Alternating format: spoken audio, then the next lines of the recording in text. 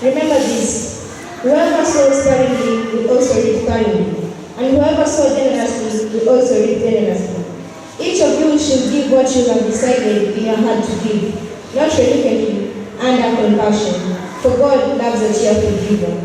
And God is able to bless you abundantly, so that in all things at all times, having all that you need, you abound in every good work, as it is written.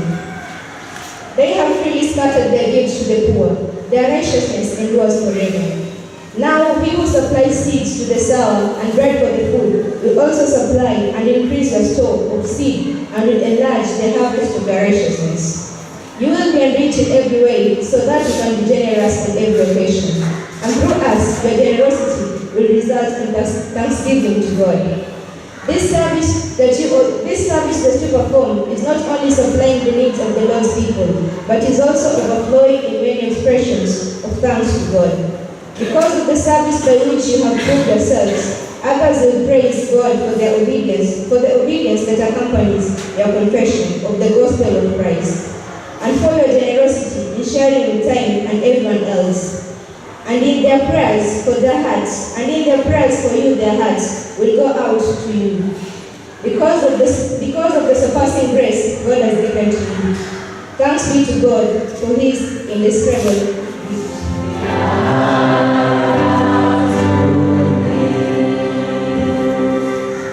Praise Jesus. Praise Jesus. And raise up your hand. Praise Jesus. Your right hand. Praise Jesus. Maybe the left one. Praise Jesus. Both of them. Praise Jesus. Thank God. And you can get seated. So that we may hear the word. We want to thank you and honor you, our Father, because you love us, you care for us, and you have good plans for us. And the time has come for us to hear your word. May you open our hearts. May you open our minds that we may receive the message that you have for us this morning. As I speak to your people, use me as your vessel to speak your oracles to your people and not to speak my own words. So that by the end of this sermon, dear Lord, all of us will be blessed. In Jesus' name, we do pray and believe. Amen. I want to speak about just something small or something short for the time that we have about generous giving. Generous giving. And we have read from the book of 2 Corinthians chapter number 9, verse 6 from there. But if you go back to chapter number 8, you find Paul, he is encouraging the Corinthians to be generous in their giving. And he is starting by giving them an example of the people of Macedonia. And these were the people that gave themselves, they gave their properties, they gave everything that they had for the purpose of the gospel. If you read chapter number 8, you find the Bible telling you that the people of Macedonia, first of all, gave themselves, and then they gave their resources. And they are wonderful people because Paul said they gave out of their poverty. During this time when the Macedonian people were living, there were a lot of challenges that they were going through. There were persecutions, there were hunger, all manner of problems. But one thing, all these challenges, they didn't deter them from giving for the work of God. Actually, Paul says they were pleading so that they can be allowed to give more. And now Paul is challenging the Corinthians about their giving. And now when we have read in chapter number 9, Paul is coming to his conclusion or is concluding his appeal to the Corinthians about giving. And he is doing this by pointing to the benefits that they will reap as a result of generous giving. After he has explained to them, he has given them all this, he is now coming to the conclusion of the matter, and he is telling them, he is concluding by giving them the result of generous giving. And what we are saying, we harvest, or he is telling them, we harvest in proportion to our planting. That is where we started. So if you sow sparingly, if you sow sparingly, you also reap sparingly. And whoever sows generously will also reap generously.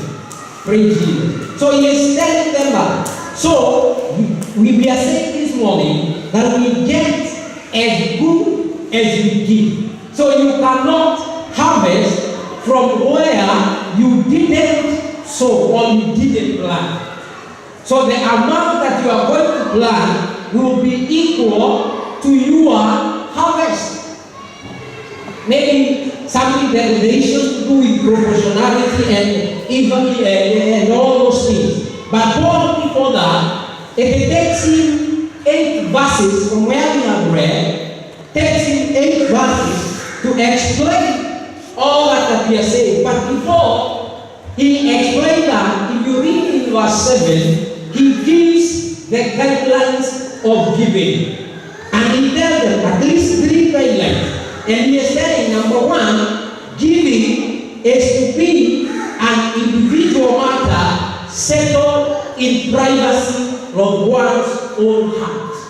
Praise Jesus. So giving, it is not a corporate affair. It is not about us, but it is about you. So you get seated somewhere silently and you say, what can I give to my God for whatever he has done unto me? So number 1, it has to be an individual matter. Number 2, he is saying, it requires a reason. It requires a calculated decision.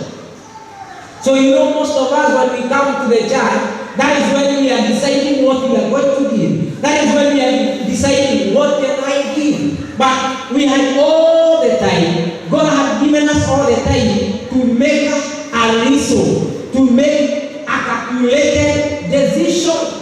What am I going to give to my God? And number 3, he is saying it is to be private, but not a public decision.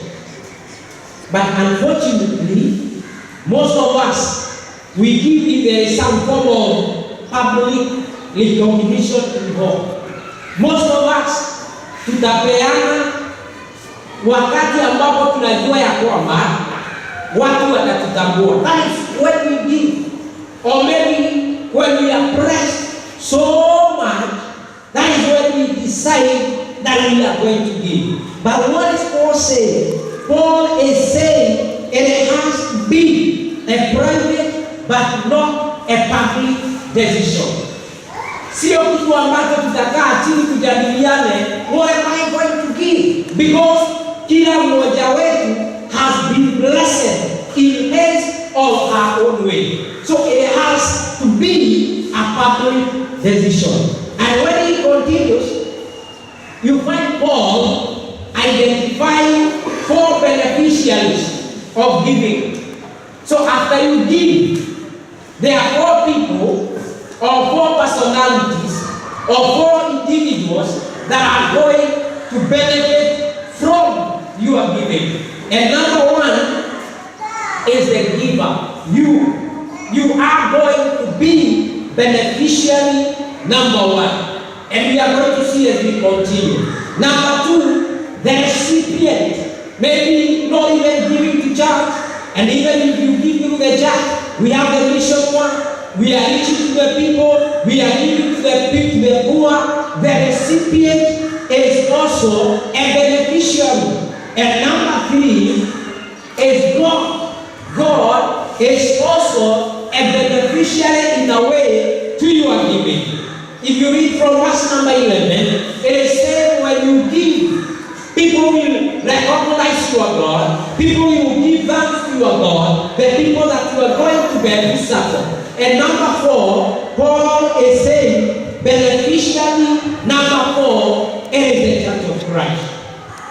Whatever you give, whatever I give, that is what is going to make the work of God stand. And so, when we talk of Christian giving, what are we talking about? And he is saying, maybe one of the definitions, and he say it is a blessed way of Christian giving. A blessed way. In other words, you are giving out of your blessings. It is because you are blessed, that's why you are giving. If you are not blessed, you cannot be able to give. And how much blessings can you count this morning? From the bread of life, from your family, from the job that God has given you, are you blessed? Do you have an opportunity to say, yes, I am blessed, so I must give? Because most of us think that blessing is the amount of money in your pocket. Most of us think blessing is only the vehicle or the type of vehicle that you are driving. But that is not the case. We have a lot of blessings that God has given unto us. And we are saying it is an expression of our sincere love for Lord's people, Lord's work, and Lord's church. In other words, giving is a way of showing we love God's people. Because we are giving for them to benefit the poor. It is a way of showing we love God's work, the mission work of God, the growing of the church. We love it. And number 3, we are saying it is a way to show that we love Lord's church or God's church, because we are giving to ensure the church of God is standing. So it is a way of showing that love to the people, to the work of God, and also to the Lord's church. And we are saying, look at it. God is an example that we are supposed to copy as far as giving is concerned. Because somebody says, or not even, the Bible says, the Lord loved us so much that He gave His only Son. He gave His best. Alipatiana kile ambacho kilikuwa kizuri sana, kile ambacho kilikuwa it touched Him so much when He was giving His Son, Jesus Christ. And that is the example that we are saying we are supposed to go. And we are saying the question of how much is a question that each must answer. The question of how much we cannot tell, because most of the time we think we are only supposed to give the tithe. But the tithe, that is a law. Ni kama ni sheria, kama ile ya the tax ambayo huwa tunatoa. So when you just give the tithe, you are giving, yani unatimiza the law that has been there. But we are supposed to give much more. Look at what the Bible is saying.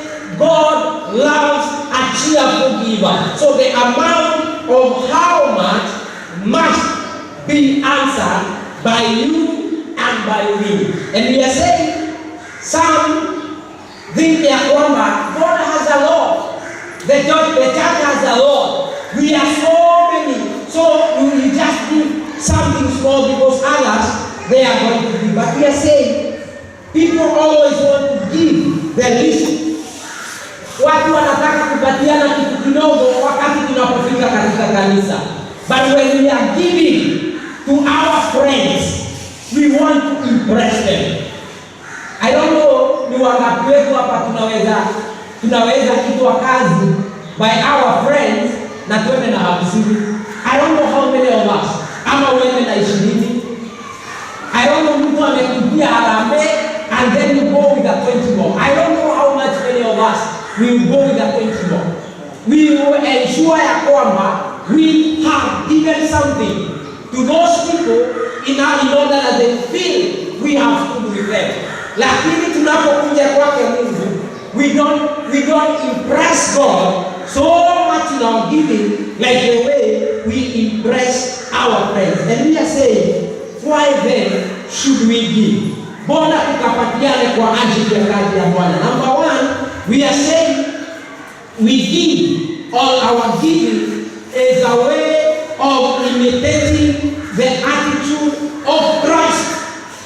We are imitating the attitude of Christ. What are we saying? Look at Jesus. He gave up part of ourselves. He gave us part of ourselves and our ownership for others. Number one, we are saying He gave Himself for us.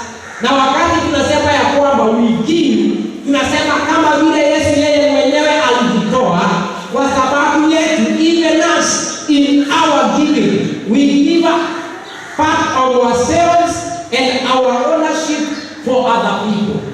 Praise Jesus. That is exactly what we are saying. Number two, we give, or we are supposed to give in order to provide resources necessary for the work in the kingdom of God. You are just a steward. Mungu amekupatia hiyo pesa or whatever you have ili ukaweze kuishikilia na wakati unapofika wa kuzitumia you give. So we give to provide resources necessary for the work in the kingdom of God. And number three, we are saying it is an attitude or is an act of gratitude to God's grace. Yani ni kama ni njia ya shukrani kwake Mwenyezi Mungu kwa wema ambao ametupatia sisi kama wanawake. So when we are giving, we are saying thank you to our God because you have done 1, 2, 3 for us. So it is a way of showing gratitude. And number 4, we are saying giving is an investment. When you are thanking, when you are giving your offering, we are saying it is an investment. It is not an expenditure. Hauwezi ukaiweka kwa column ya expenditure. You will only put it in the column of investment. Kwa sababu, what are we saying? When you get money, or when you get your money, there are 3 ways you can deal with it. Number 1, you can spend it. Number 2, you can keep it in your pocket. And number 3, you can decide to invest. And we are saying investment is not an expenditure. It is a way to make more money. Praise Jesus. When you get your money and you go and put them in a circle, or you go and buy a piece of cloth, in other words, that is an investment. It is going to make some money. In the next few years to come, it will not cost the same. It will have made some profit. And we are saying the same case. When you give to God, it is a way of investment. So giving is a saving process. It is a saving process. Ni kuweka unaweka mahali ili ya kwamba wakati utakapohitaji you go and take that money and it will be of great help unto you. So what are we saying? We are saying, as the Bible has said, we are supposed to give willingly unto God. Because wewe mwenyewe and everything that you have belongs to God. So you cannot say that what you have belongs to you. No, it has the owner, even you yourself. So when the owner tells you, I need this and that, you cannot say that I'm not going to give you because it belongs to him. And if you don't give, then he is going to take away from you, and he is going to give to the responsible person who knows how to take care of it. And when the owner requires it, he is going to give back. Remember the parable of the talents. the three servants, the one who had the one talent and was not able to use it, it was taken away from him and it was given to the one who had 5 on top of 5, so that because he was able to utilize whatever he was given. So we are supposed to give willingly. And I want to take you to 3 types of givers in the church. And we have some people who are like a rock. Because you know, for you to get something from the rock, what are you going to do? You're going to get something from the rock unless you have money. You cannot even get a chip from it. So there are some of us who are like a rock. It must be hammered. And whatever is going to produce is just some chips and some sparks. So most of the Christians are like rocks. For you to give, you must be hammered. And even when you are hammered, whatever you are going to give is still some chips like the rock. Number 2, we have some people who are like the sponge. If you put a sponge in the water and make sure it is not saturated, yani imepata ile maji ambayo itamwagika, for you to get that water from that sponge, you have to squeeze it. Some of us, we are like sponges. It must be squeezed. And the more you squeeze, the more it is going to get, it is going to be. And number 3, we have some people who are like the honey.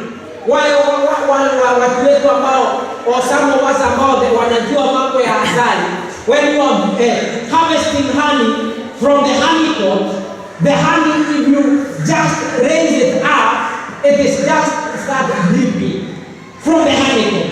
You don't have to squeeze it, you don't have to do anything, you just need to hold it, and then the honey will start dropping. So, and that is the kind of the givers that are required in the church, that we are going to give freely unto God, because freely we have received and freely we are supposed to give. Bwana Yesu asifiwe. And that is exactly what is supposed to be. I know that when we come to the issue of giving, it is not a very popular topic for us. But again, the truth has to be said. Because we have received from God, we are also supposed to give. And I'm going to give you an example. And now I'm coming to an end. And some of us, maybe they have ever heard of this man, or you have ever read about him. Somebody by the name of Rockefeller. Maybe you have ever heard of this man. And he was a very successful man. And in those many years, he was the first man to become a millionaire in his country. And at around the age of 40 or something, he was a billionaire. A very rich man, very rich young man. But let me tell you, at the age of 40, akapatwa na ugonjwa. And when he went to his doctor told him, my friend, in the next 2 years, you are going to die. The ailment that you have cannot allow you to live beyond 2 years.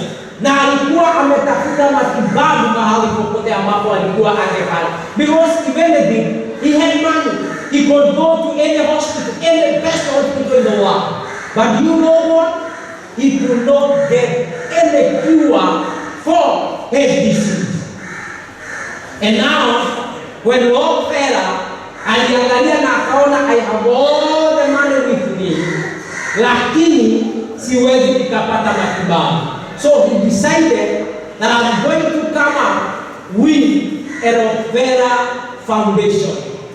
And this foundation was supposed, he was to give money towards this foundation so that through that foundation, some people can go or can do some researches towards some of the diseases that are going to be, or that were disturbing people wakati huo.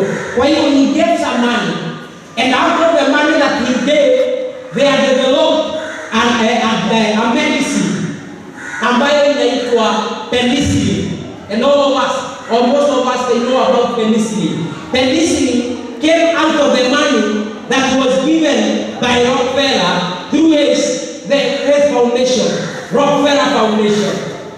And he gave that money, and then they were able to get that penicillin. I think it is used to treat tuberculosis or malaria or something like that. It is used to treat some number of diseases. And you know what?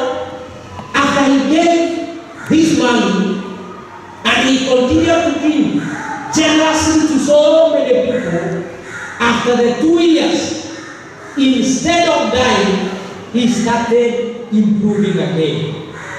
He started improving again. And you know what? A man that was supposed to die at the age of early 40s, Rockefeller died at the age of 91. At the age of 91. But he was dying. And why do you think he was dying? Because God has given him a lot. But whatever he has been given, instead of using it for the purpose it is supposed to be used for, anaishika na anaiweka. So what is the purpose of giving this man? So let us eliminate him, aache hii pesa ipatikane na mtu mwingine ambaye atajua jinsi ya kuzitumia.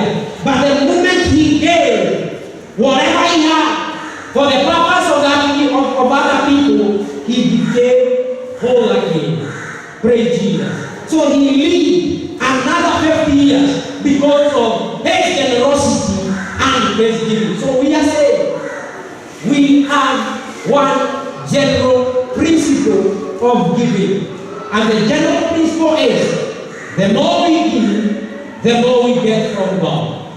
And we are saying the more we get from God, the more we are expected to give. I just hope you have gotten that. The more we give, the more we get from God. And the more we get from God, the more we are supposed to give. In other words, ni kama ni pesa itakuwa inapitia kwetu, ama ni mali itakuwa inapitia kwetu, inaenda, inafanya kazi, inarudi tena, tunapata nyingine, is like a cycle. And the question that you are going to ask yourself, how much have you given for the Lord? The question that you are going to ask yourself, have you given enough to support the work of God? Usiangalie whatever other people are giving, you are giving equal to the equal measure of what God has given you. Have you given the much you are supposed to give? Have you supported people the much that you are supposed to support them? That is the question. And remember, Paul said at the beginning, giving when you are starting, it must be an individual matter. And he said, it requires a resource. Sio ya kwamba lazima usukumwe. And number 3, he said, it is to be a private affair. It is between you and your God. And he said in verse 7, that God loves a cheerful giver. I don't know the much you have given. I don't know what you have given, but I know if you do it and do it according to what God has said, maybe the burden you have is because you have held what does not belong to you. In the name of the Father, the Son, and the Holy Spirit. Amen. Amen. Amen. And you have given us so that you can accomplish your ministry purpose. How do we pray that you will continue teaching us how to give? How do we pray that you are going to help us to give generously, to stand with your work, Jehovah Father, so that you continue giving more and more unto us. Your people have held whatever they are going to give for the purpose of your work. Whatever they are holding has come out of the much that you have given them. We want the Lord to pray that you are going to receive it with thanksgiving. And every hand that is going to be stretched in order to give, we are going to pray, Lord, that you are going to bless it. You are going to bless that business. You are going to bless that job. You are going to bless that source that you are blessing your people with. And even some have thanksgiving, others have sacrifice giving, others have the first fruit, dear Lord, for the purpose that they are going to give. May you receive them and bless them accordingly to the way your people are going to give. Even the rest that we are going to give for the purpose, dear Lord, of constructing our road, so that we can be able to access this place, dear Lord. We also pray that you are going to bless it. In the name of our Lord Jesus, we do pray and believe. Amen. So the deacons